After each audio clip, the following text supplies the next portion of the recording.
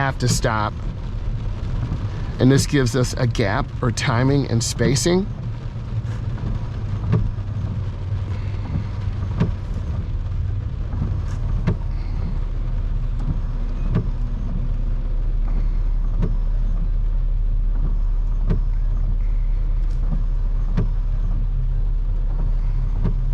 They're cutting over the solid white lines. In some states, it is against the law. Basically, they're blocking traffic. Cars can't go on the service drive. I can't move.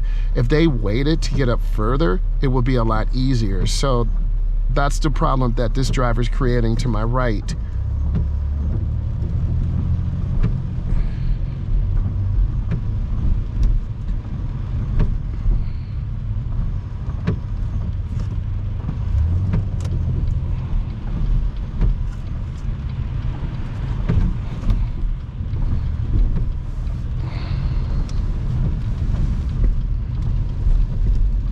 This is a crossover over the bridge. Didn't want to forget to mention that. And we have a stop sign here. So I have to stop for 3 seconds, which I did. Then I proceed. I have a gap.